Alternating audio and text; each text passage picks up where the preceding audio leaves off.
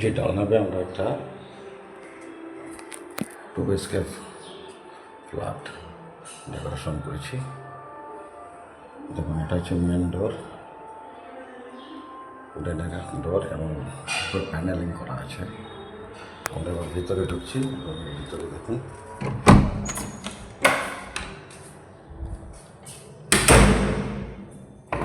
এটা হচ্ছে আপনার ব্যাক সাইড উডেনের।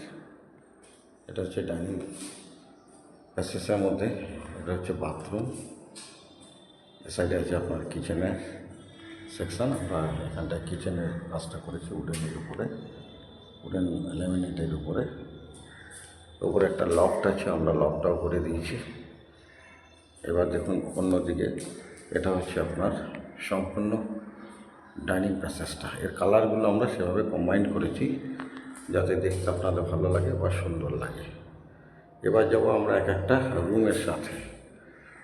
উপরে আমরা কিছুটা কার্নিশ বিট দিয়ে কাজটা করেছি যাতে আপনাদের সেকশানগুলো না দেখা যায়, যে ছাদের যে টেবিলটা জয়েন্টটা সেটা না দেখা যায়। এবার আমরা হচ্ছি আরেকটা রুমে, সেখানটায় আমরা এখানটাও কার্নিশ বিট দিয়েছি, পাখা জায়গায় সেন্টারিং দিয়েছি এবং ওয়ালনাট কালার করেছি। মানে একটা ওয়াল দেখুন ডিপ করা আছে আর বাকি 3টে লাইট করছি। এটা দরজা লেমিনেট করেছি আমরা, রস সাইড লেমিনেট করা আছে, কোনো অসুবিধা নেই।